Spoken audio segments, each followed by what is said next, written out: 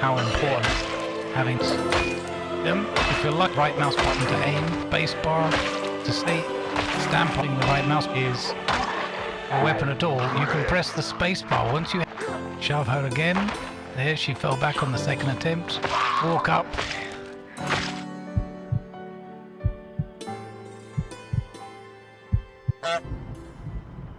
Hello, and welcome to a little bit of a basic starter guide for Project Zomboid, build 42.20 stable with no mods loaded. I've had quite a few people who've popped into live streams, commented on videos, stating that they really like Project Zomboid, they're drawn to it, whether they've been away a long time or they're brand new to it, never played it before, but they get put off as soon as they dive into the game because they simply get swamped by zombies, overwhelmed, killed a lot, and just find themselves not having any fun. The funny thing is, it strikes a chord with me because it was exactly the experience I had when I first played the game a couple of build levels ago, as it were. So I thought, why not fire up the game, turn any mods off that I've got, and just have a quick look and see if we spend a few minutes here looking at how we can maybe ease people into the game without completely nerfing everything and just making it a walk in the park, as it were. So the first thing I would do before you want to load up any game whatsoever is we're going to have a look at our options. And there's a couple of things that I strongly recommend that you take a look at here. The first is under display and performance. Now this is obviously a complete personal preference and to do with whatever visual look appeals to you and works for you. But under rendering and performance, there's an item here called color of highlighted container, and I'll explain this a little when we go into the game. Highlight selected container and crafting station, I've got that checked, and color of highlighted container, I've opened that up and I've personally chosen this one over here, fourth one down on the right hand side. It's kind of a lightish green color. You may or may not be able to see that depending on if you have a degree of color blindness. Just choose something that looks distinct to you and sort of contrasts a little bit with the black boxes around in the background. Do that and click apply. I wouldn't worry too much about the rest of these settings at this stage. Now, under user interface, this one's far more important. Make sure that you have the zoom enabled and choose levels which allow you to zoom in and out respectively that you're comfortable with. You can probably take the defaults on this, just make sure that the zoom is turned on. We'll have a look at that as we go into the game. And the other thing that is very important, I think, for new players, I use it and I've got over 169 hours in the game, is under the cursor section there are these three options here.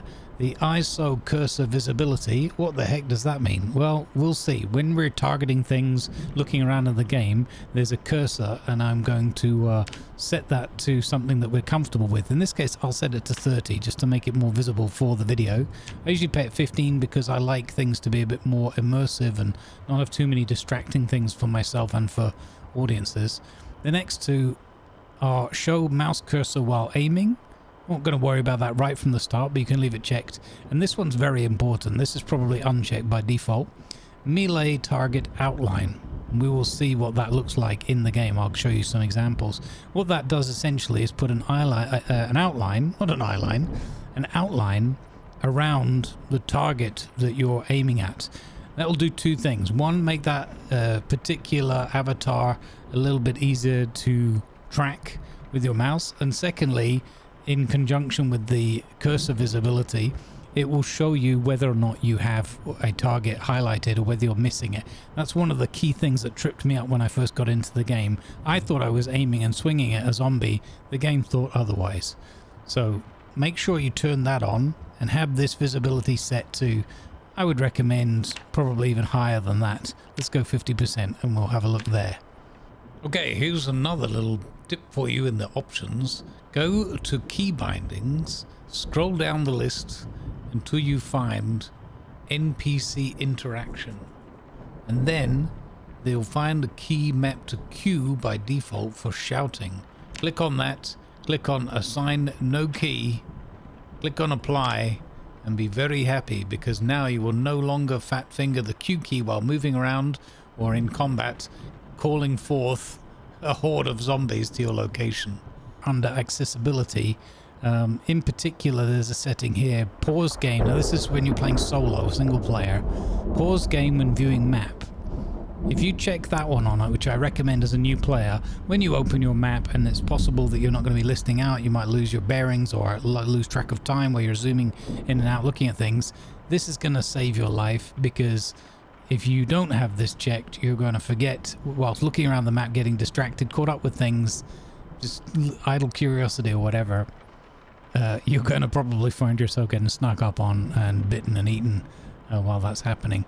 Another one, personal preference, leave key in ignition. So what this option does is, when you find the key to a car, and vehicles can become quite important and empowering in the game, sort of mid and later on, even fairly early on if you're lucky and find a good one, it's very easy sometimes to take the key and maybe you'll lose it, maybe you die somewhere while you're looting a mall and you need to get back to that car with your next character. You remember where the town was, you remember where the location was, you remember where the car is, and then you turn up and both your former self and a bunch of other zombies are maybe still milling about the area or whatever. You get swarmed again and you can't get in the car and drive away. So leave the key in the ignition is a nice quick way to avoid, once you've been lucky enough to find a key to a car and got a good working car under your control, it's a good way of being able to maybe sneak back to that car at some point and drive away with it again if for whatever reason you had to run away or you were just overwhelmed and became zombie chow. So those are the ones I would look at as a start. Right, now let's go through and we're going to look at just the base game so-called apocalypse settings experience. There are others like Outbreak, which is just as deadly as the base game but with a bit more experience acceleration, as it says, and more loot and everything, less grindy. So that one's probably equally as playable as the start will show here. And then there's Rising, which makes things a lot simpler, a lot easier for you.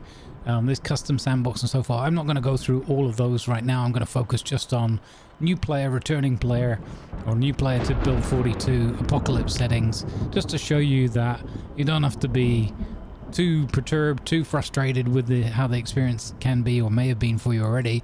You're able to just get into the world, get on with things, even on the basic default settings. All right, we'll hit next.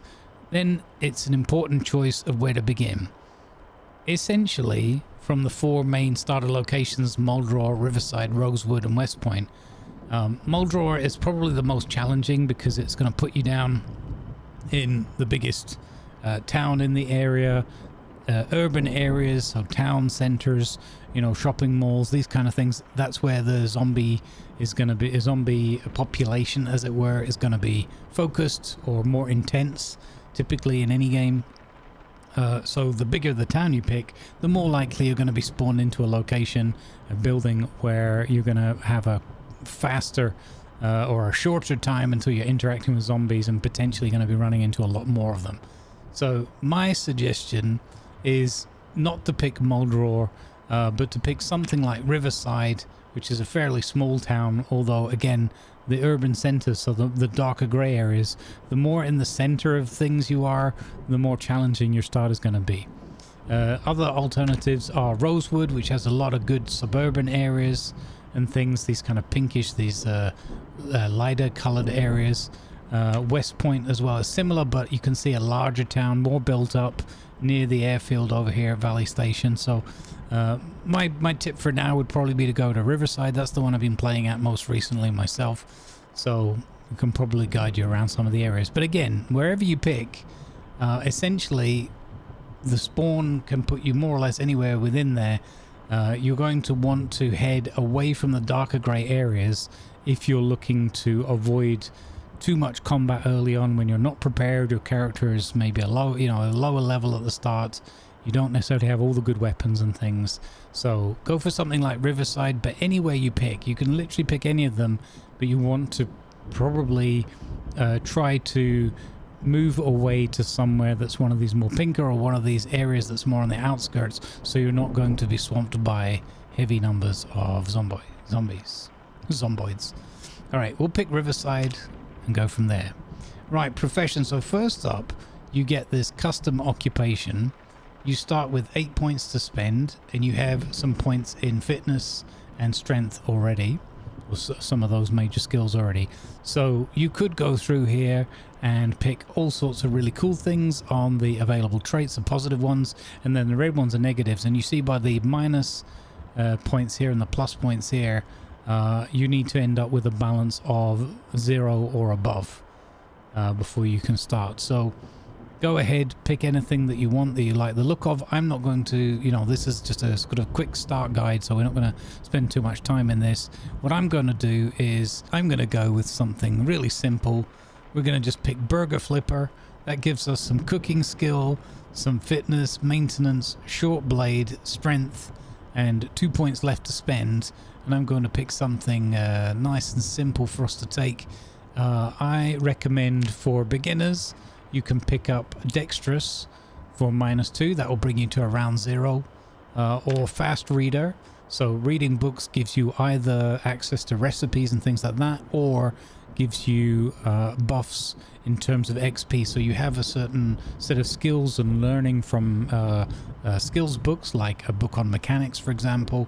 And then when you practice those skills or use those kinds of tools and actions, you will gain an additional buff, faster progression and leveling up in those based on the fact that you had those skills or read that book. Sorry, it'll give you an XP buff. So if you take faster reading, you'll be able to get through more books. It's probably quite useful at all stages of the game, to be honest. But we're just going to pick, what else have we got here? First aider, so +1 in first aid, so treating yourself if you do get scratched. So if you find yourself constantly, you know, getting scratched, getting bit up, it might be worth looking at something like that. So let's get to it with those points and this simple profession. In terms of how your character looks, it's completely random, up to you. I've got a pre-saved character here already loaded up, one of my roleplay characters, Ivanovar. So we're going to just play as Ivan, have a bit of a laugh. Let's go, let's hit play.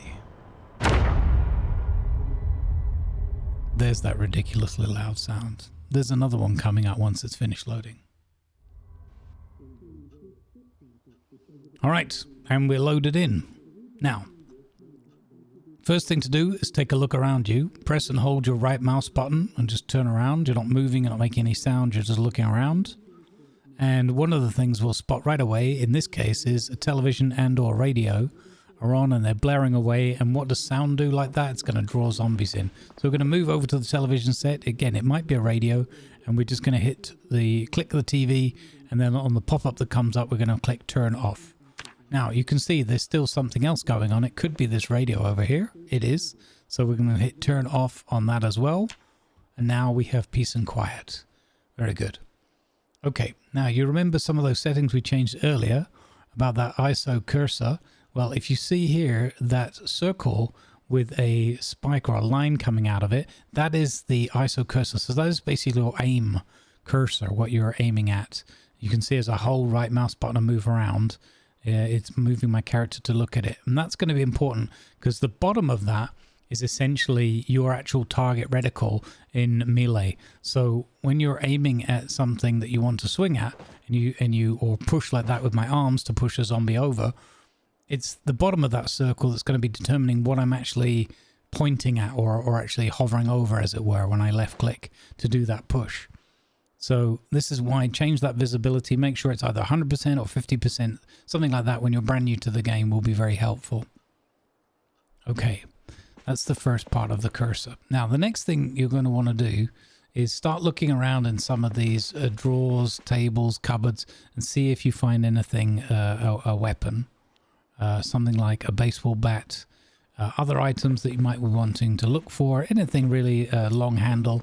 Is useful. Knives and those kind of shorter weapons I would recommend avoiding as your primary weapon, at least. I mean, if it's the only thing you've got, then fair enough.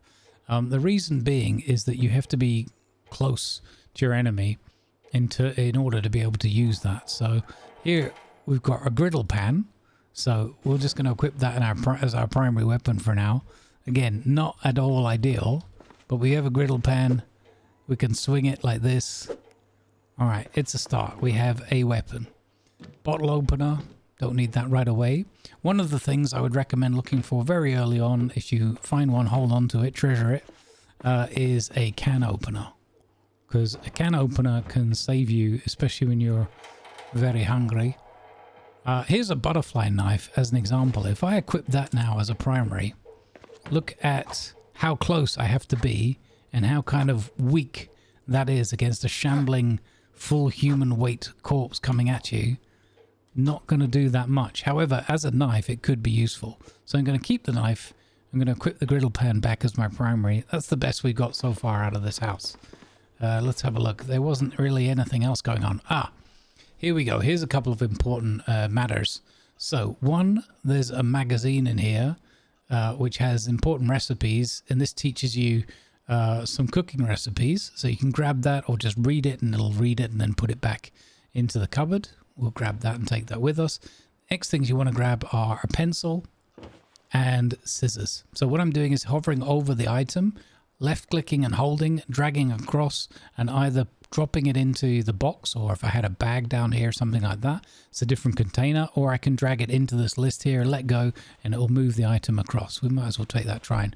You can also double click, but be careful of double clicking because depending on what the item is, you might start using it. For example, you might eat some food or whatever that you didn't mean to. Could be rotten, could be some food you wanted to keep for later. Bear in mind as well that there are often items that are placed on top of counters, on the floor, anywhere around the room, and within a close proximity to you. You can click on this checkered blue and white icon, if you can see the colors. That represents the floor, or the ground as they call it here. And that will show you not only items on the actual ground or floor, but show you items that might be resting on a table. So important to keep an eye out for that. Right, the next thing to do, first we're going to familiarize and make sure that we're safe in this building with your weapon in hand so that you're ready to go. You can hold right button to make sure that you've got the weapon out.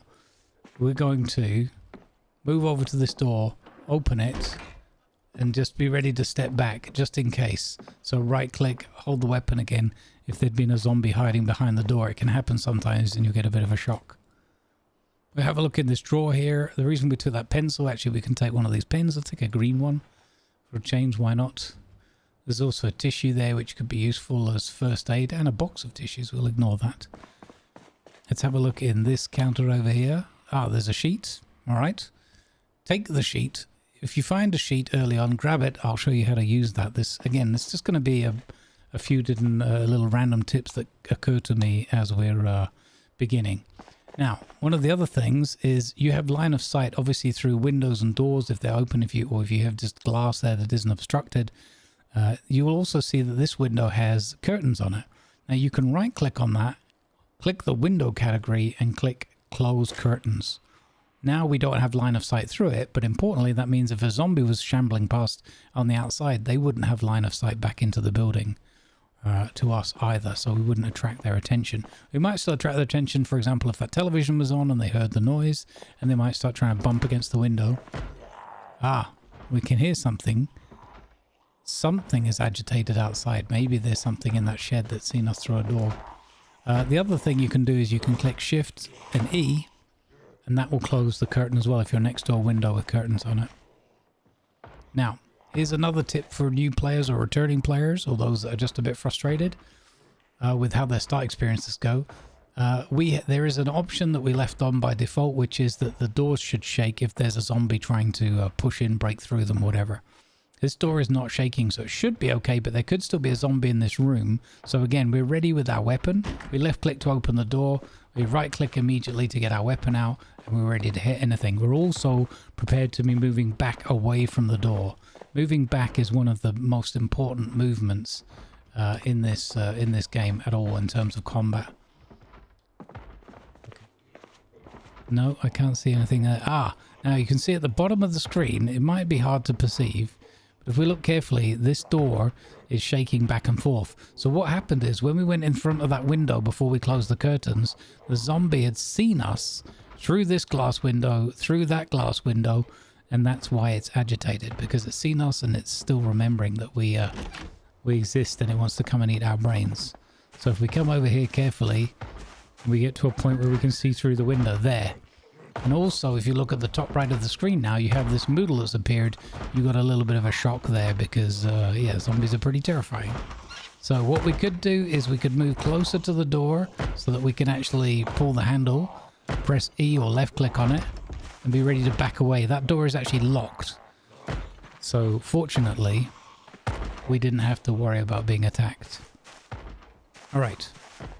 So this house seems to be okay as a first little place for us to rest our head, but we are going to have to take care of that guy in the shed because he's going to make a lot of noise. Okay, I've pressed M to open up the map, and you remember that option that we pressed earlier, checked earlier, to pause the game. Again, it only applies to single player sessions, but the game is now fully paused in the background whilst we look at the map. We can zoom in and out with the scroll wheel. We can left click and drag to move the map around, and in 42 you can build 42, you can highlight over the roads and it will bring the name up in a box to make it a bit clearer to read. Here's another good tip for beginners.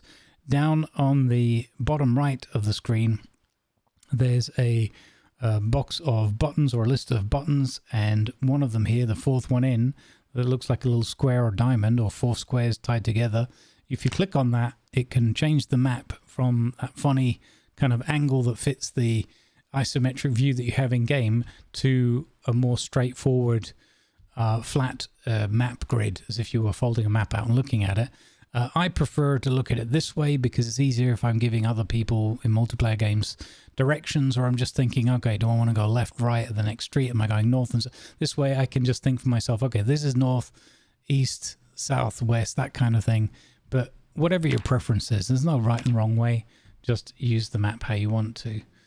Now that we picked up the pencil and that other pen, we're also able to add notes to the map, which are little written scribbles you make for yourself, and also use these symbols at the top left. The different colors represent the different pens that you have on you. I can click green because we have that green pen, and I can click this gray one here because we have that pencil. You've got locations category, loot category, which has things like, for example, burger, if you wanted to mark a burger joint or an area where there's some food that you can come back and loot later, that kind of thing. And then there's the symbols category. So if you're not sure what something is, but you're curious about it, maybe there's something you want to go and check out later, but there's too many zombies at the moment, or your character needs sleep, that kind of thing, and you can put a nice question mark down on the map like that. Just left click. You can also edit these if you have an eraser. We don't have one yet. You can move markings around. Actually, in single player, I think you can just grab that and move it around as it is. Okay, you don't even need an eraser. And of course, you can remove the marking. On top of that, you can also add a note. So you move to roughly where you are, and my tip is to put it right over the top of what you want to write. And then if you just put, well, actually, let's do that again. If I put it roughly here, where our house is there, and say, just put, you know, first home. There we go. We just put first home, and at the bottom here you have these sliders. Drag this one to the left. It will make the text a lot smaller and more fitting to the area without running over everything on the map. Click OK on that. Now move to edit marking. Click when it has a blue box or whatever box around it. Click and hold the left mouse button. Oh, sorry, move marking. Click and hold the left mouse button, and then we can draw it up here and put it more in line with where we want. Things like that work. The other things that work are things like symbols, where again you can click and put that down, then you can go back and edit it, click it, and then change the size of the icon a little bit. Maybe you want to move it a little bit so it's not over the text or under the text. There we go.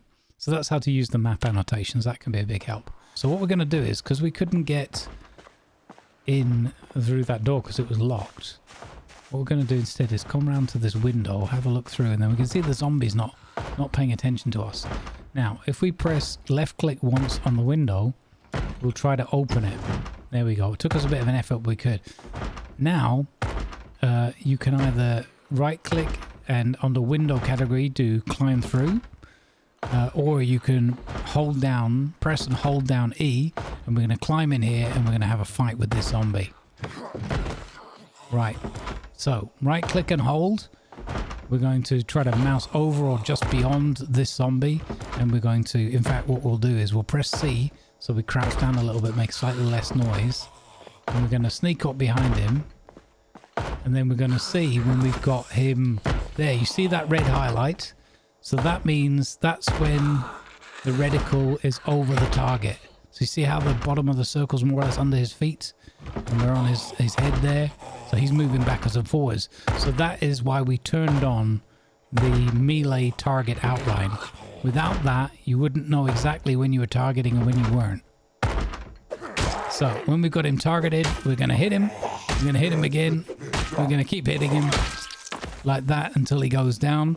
And when he's down, if you move the cursor over him again and he doesn't have any outline anymore, that means he's dead. You probably also heard that squelching sound. So there we go. Congratulations. We just killed our first zombie together. We can have a look on his body. He's got a digital watch. That's handy. We're going to right click and click wear that. Left or right wrist doesn't make any difference. We're going to, when we put a digital watch on, they come with an alarm that you can set. Make sure that when you put a digital watch on, just to the right over here, on the line where the hour and minutes are, make sure there's no bell symbol icon there. If there is, it means an alarm is set. So what you can do in that case, oh, there, I just set one by accident, is just left click on it and that will turn the alarm off. Alternatively, you can go into your inventory, find the watch, right click on it and click set alarm, and then make sure, no matter what the time says, just make sure that that checkbox is unchecked.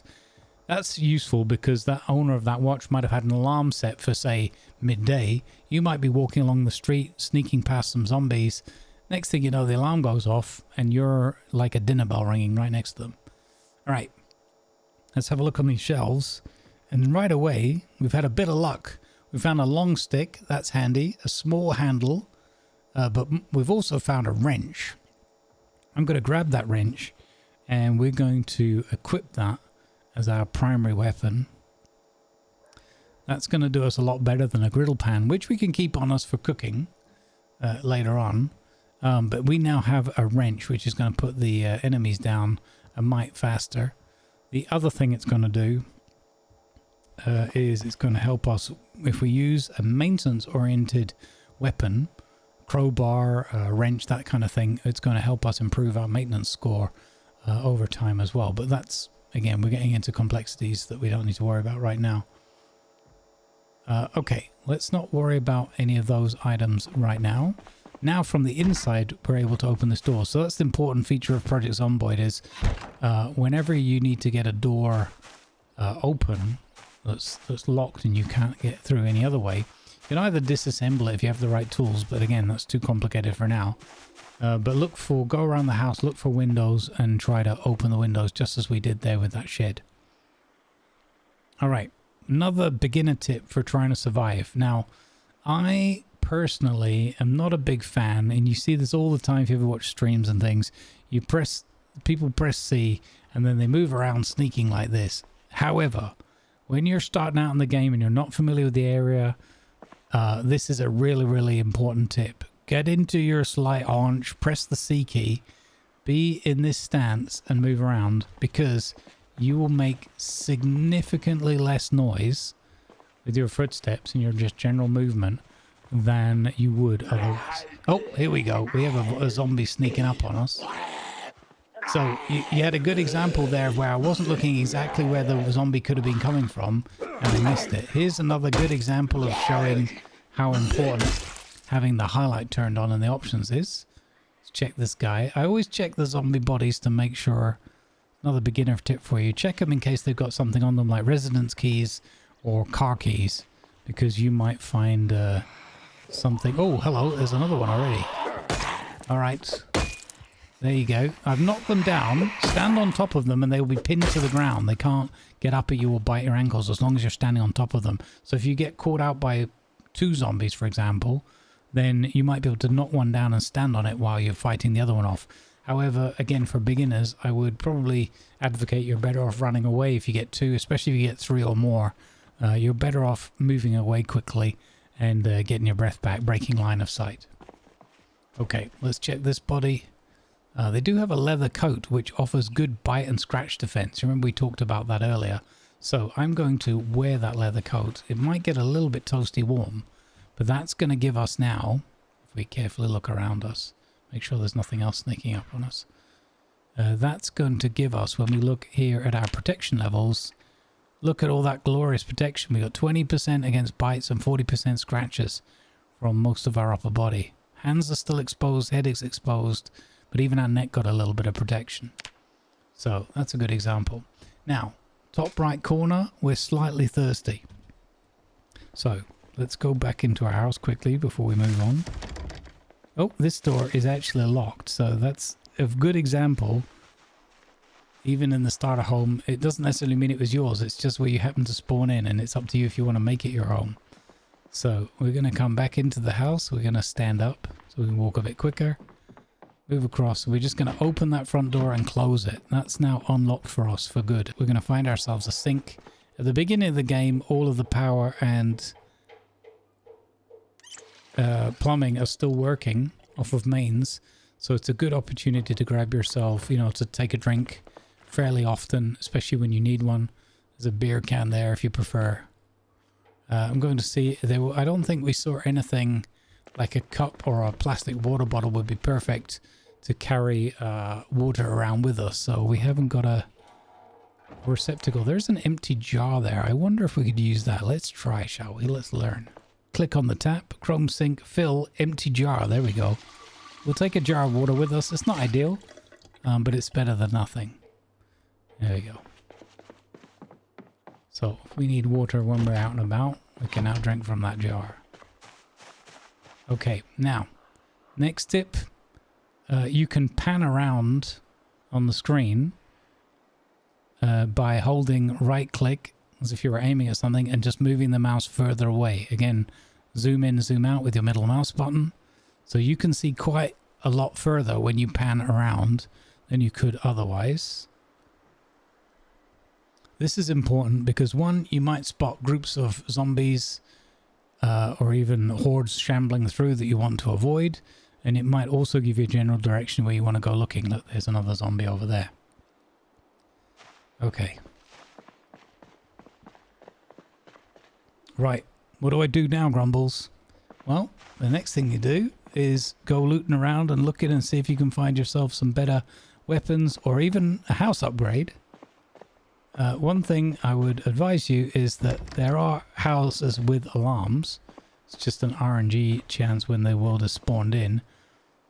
So be careful what you wish for. We're going to try and open this window. It works.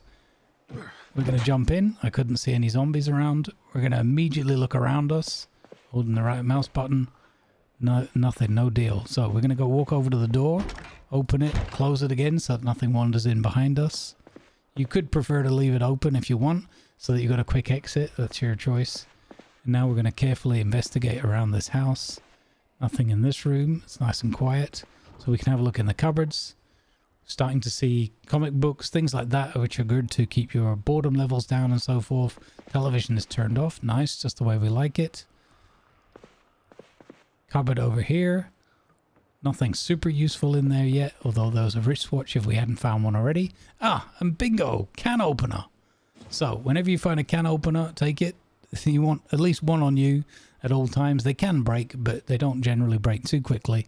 So grab yourself a can opener, and look, canned spaghetti bolognese, nice. We'll grab that. It also says on the right that we're a little bit peckish, we're a little bit hungry. So a whole can of bolognese might be a bit excessive for that. But you know what? It's our playthrough. If we want to eat a can of bolognese with our freshly found can opener, that's what we'll do. You've got two options here, open and eat, all, half or quarter, or you can just open it with either a blade that if you've got one on you or with canned food. Note as well that in build 42 you have a certain radius where you can access nearby inventories automatically. So if you go to open that can, if the can opener had been left in the cupboard but it was close enough to you, it might still allow you to use the can opener to open the can even if you hadn't picked it up. So okay, let's go. Open, eat, all. We're going to treat ourselves to canned spaghetti bowl. We're not going to cook it or anything. That's beyond the remit of this video.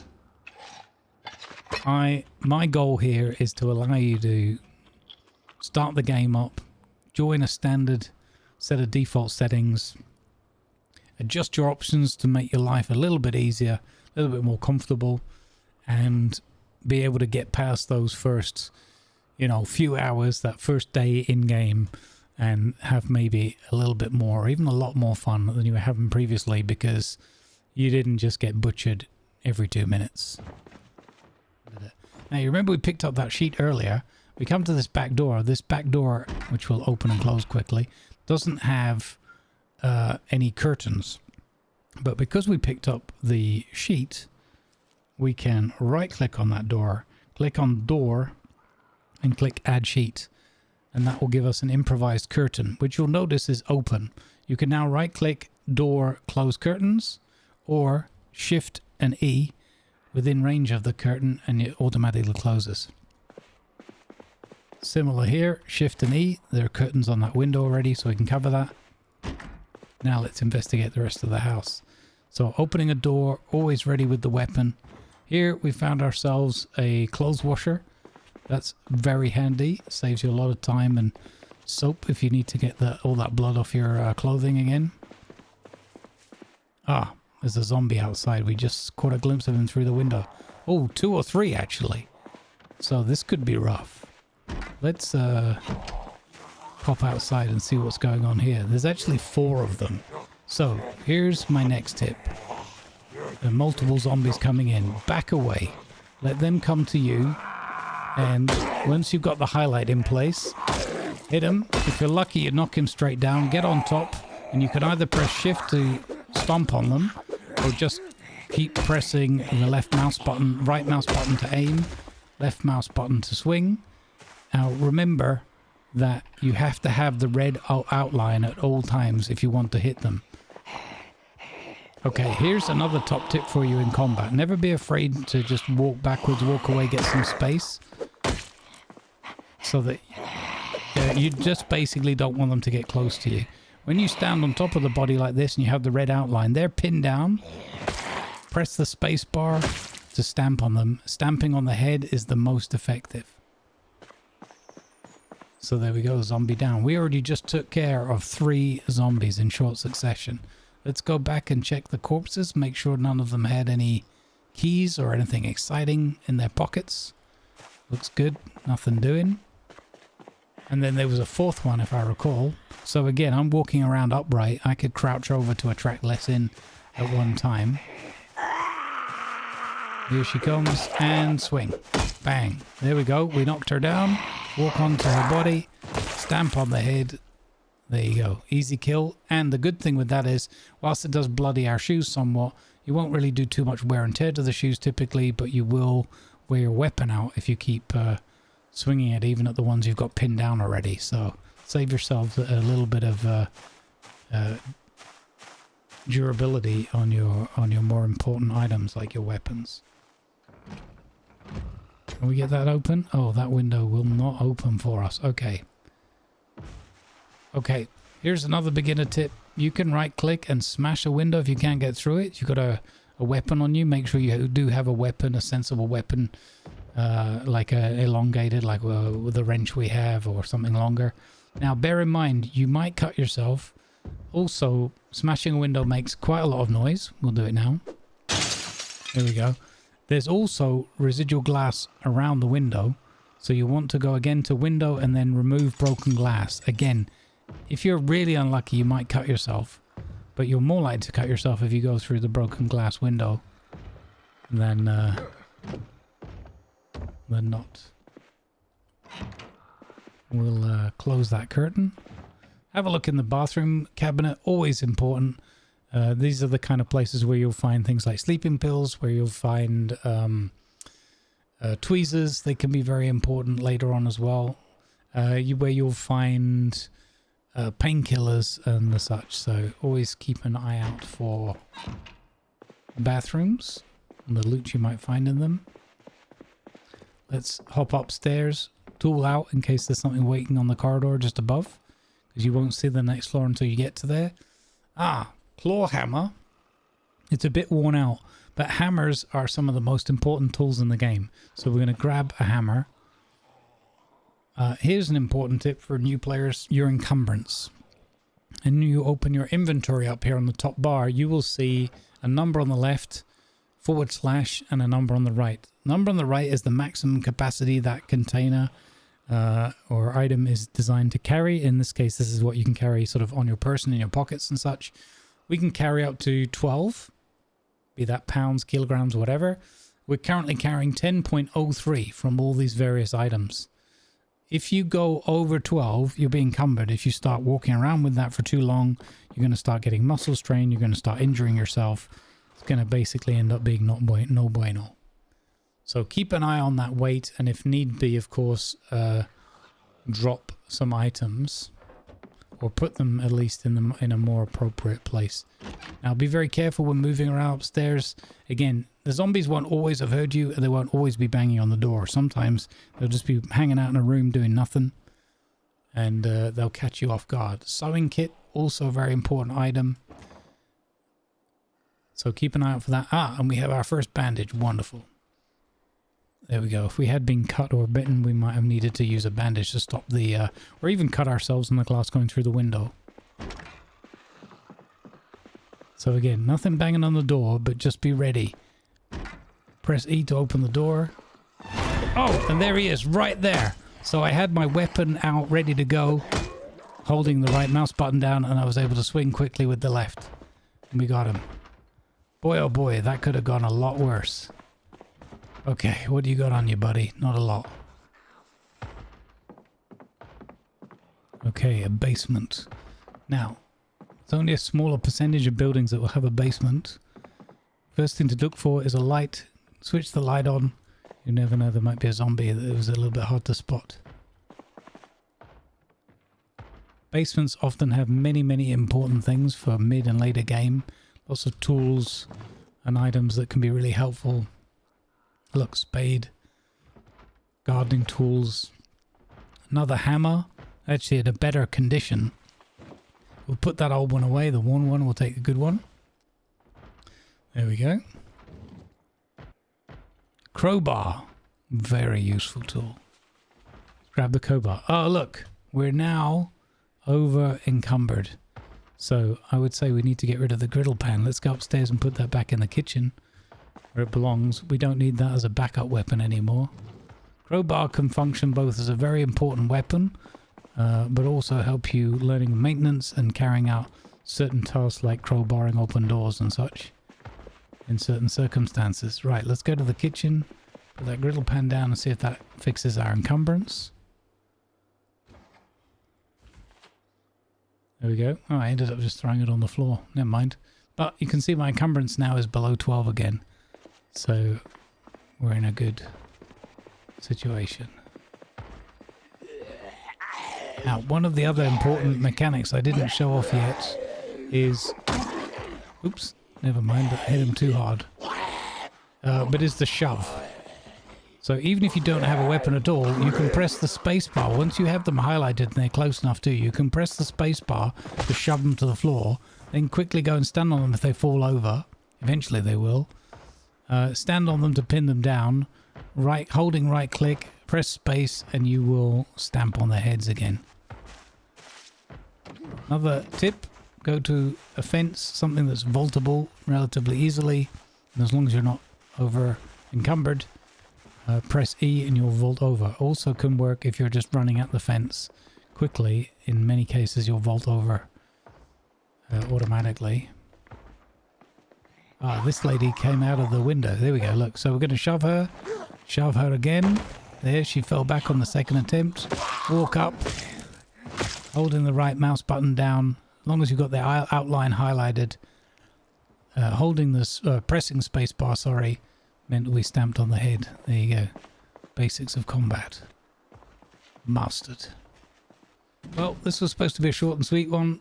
We'll see how we are when we edit it down. I hope that this will be of use and some help for you. There's a lot of guides out there, a lot of people with a lot more experience than myself that go into depth about combat, vehicles, you know, survival, trapping, animal husbandry, many things. And maybe we'll do more in the future. Let me know if there's a topic you'd like me to cover down the line. I appreciate you. Hopefully I've done enough to earn a subscribe and a click of the old like button. Let me know. your thoughts, and I'll catch you in the next one. Good vibes, folks. Happy surviving.